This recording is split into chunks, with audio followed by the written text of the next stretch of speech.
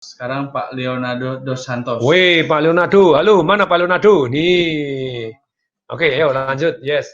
Ada Pak Erwin Effendi. Hai, Pak Erwin. Yes.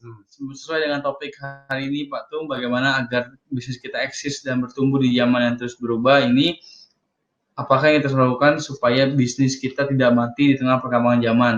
Ditambah banyak kompetitor juga yang bisa berperang harga. Ini topik buat besok, talk show. Iya, besok talk show. Iya, tapi sekali lagi begini deh, kita bongkar dulu ya. Iya. Nah, besok talk show di Smart FM kita akan bahas ini. Jadi kayak kemarin saya memberikan satu coach untuk Bang Jatim. Bang Jatim itu sangat khawatir kalau ditelan oleh satu yang namanya fintech. Jadi dengan khawatir seperti ini, saya memberikan coach. Anda kan untungnya sudah triliunan itu ya. Ya Anda punya satu divisi untuk memonitor namanya fintech. Jadi divisi ini setiap bulan harus lapor 2 kali. Menceritakan tentang perkembangan. Tugasnya apa? Searching di Google tentang fintech. Kemudian searching kalau ada perusahaan tentang fintech, bila perlu dikunjungi, bila perlu didatangin. Pertemuan fintech harus datang. Terus kemudian majalah-majalah tentang IT dan fintech harus langganan. Terus kemudian mereka harus selalu melakukan survei dan melihat perkembangan. Demikian juga Pak Leonardo dos Santos. Anda bisnisnya di bidang apa? Dan untuk itu supaya Anda eksis dan tumbuh subur di dalam era yang terus berubah ini, apa yang dilakukan? Anda nomor satu monitor. Monitor perkembangan. Kalau tidak bisa Anda, suruhan orang, dibayar untuk monitor. Nah, setelah Anda monitor, Anda kan mulai mendapatkan ide, oh harusnya ikutin gini, harusnya begini, kita harus punya sistem seperti ini, harus seperti ini, harus ada digital dong, harus begini. Apa yang dilakukan? 4 hal saja. 1, build your own team. Ini boleh dan, bukan hanya atau. Bangun tim Anda, kayak saya bangun tim orang anak muda nih, conversion, bikin Laruno, bikin begini, bikin wak kuliner, bukan tadi yang di MNC yang saya rekrut untuk bagian syuting, bagian film, bagian begini. Intinya adalah yang kita build our own team. Yang kedua, Anda borrow. Caranya borrow gimana? Cari konsultan-konsultan yang memang sudah terbukti berhasil di bidang yang Anda ingin berhasil, gitu ya, bukan hanya teori semata. Yang ketiga, Anda buy. Punya duit, beli aja loh. Jangan Pak Jatim, Anda lihat ada fintech yang beli. Anda jadi saham dominan 51% atau 70%. Beli aja, bam, sudah di merge sama sistem Anda, itu paling keren. Itu paling cepat, punya duit boleh. Ya kalau tidak punya duit yang jurus keempat, partnership deh, gitu ya, partneran. Jadi salah satu contoh di Tanah Abang, satu hari kemasukan saingan, kompetitor dari Tasik. Dari Tasik bisa jual lebih murah, tapi mereka hanya boleh masuk Senin dan Kamis. Sudah Senin Kamis dia omsetnya turun. Saya bilang, cari Tasik yang paling gede, paling rame, disuruh buka dari Senin sampai Senin.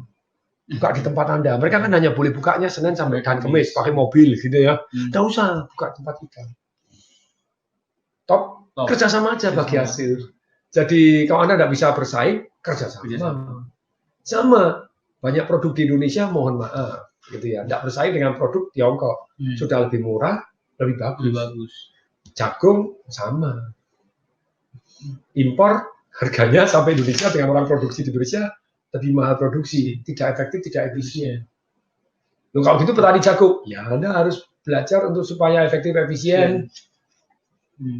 Sedemikian sehingga, impor jagung, impor bibitnya jadi lebih murah, ya impor sendiri bila perlu.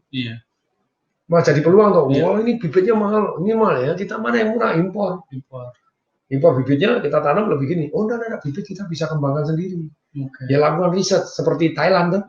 Thailand riset, perbanyak. Nah, itu baru seru. Kalau enggak, ya mana bisa. Orang impor lebih murah, ya penyelundupan. Iya. Itu dihukum tegas ya, tetap aja. Nanti akan ada. Jadi, kalau kita enggak bersaing jagung, ya sudah, kita enggak usah jagung. Mana yang kita bersaing? Beras, ya kita produksi beras. Itu namanya fokus kepada kelebihan kita. Kelebihan orang lain, ya kita barter aja, kita dagang aja. Kalau kita mau meluangkan waktu untuk riset, apalagi Indonesia adalah negara, boleh dikata ini negara khatulistiwa yang dikaruniai lagunya Kos-Kos bagaimana? Kayu dan arang, kayu dan batu jadi tanaman, ya. Kayu dan batu jadi tanaman. Kayu dan batu aja bisa jadi tanaman, itu ya saking suburnya Indonesia. Yang mestinya tetap harus ada pengembangan riset dan hasil riset dikalikan ke banyak orang sehingga efektif, efisien. Kalau kita masih kalah murah terus dengan orang lain, kita belajar. Oh, ternyata di sana mekanisasi, Pak tuh. Ya kita ikut mekanisasi, kalau enggak kalah. Terus nanti banyak orang yang nganggur dengan mekanisasi. Enggak apa-apa. Nanti dengan nganggur kan mereka terpaksa cari pekerjaan lain. Jadi mohon maaf, dalam dunia 4.0. Apa itu 4.0? Yang 1.0 itu adalah penemuan tenaga uap. Manusia kalah dengan mesin.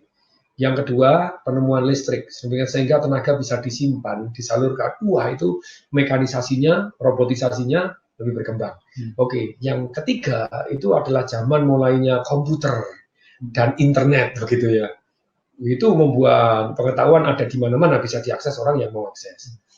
Yang keempat, ini tahap artificial intelligence, big data bisa dianalisa, terus cloud gitu ya.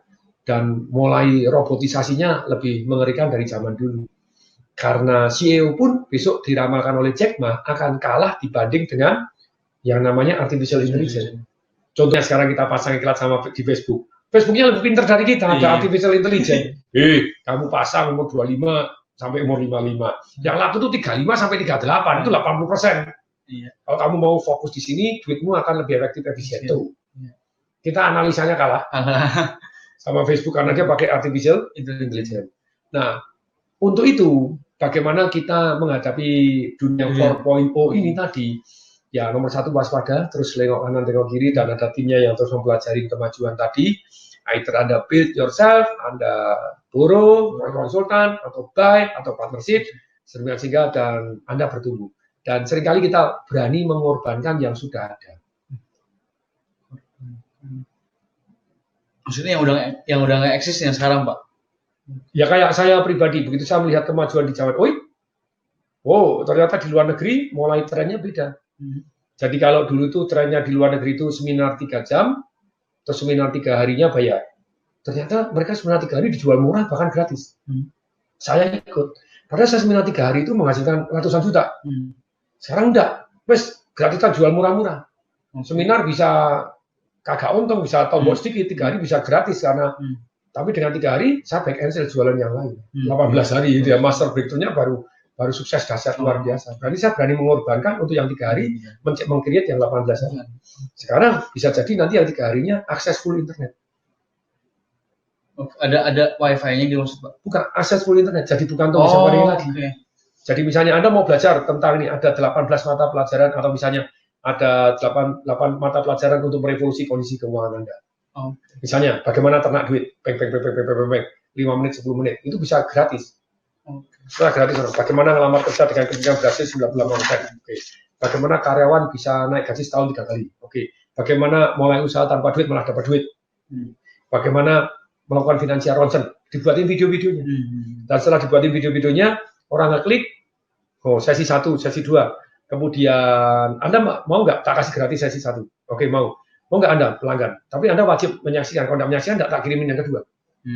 Nah, setelah kirim kedua, kirim ketiga, baru tawarin seminar.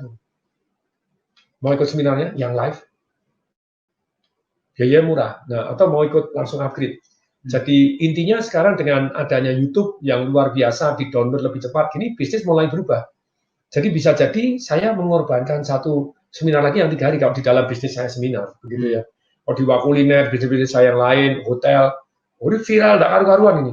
Yang Riko Huang itu 384.000 dalam seminggu belum ada gitu ya. Buset. Pengusaha 1,8 triliun, median tenang. Apakah tuh disebaringin? Saya berkali-kali di situ sudah ngomongin loh pemegang saham yang dominan saya kenalkan gitu ya. Pak Irmanto Tanoko, tapi tetap orang, wah Pak tuh kaya raya. Ya lumayan sih gitu ya maksudnya.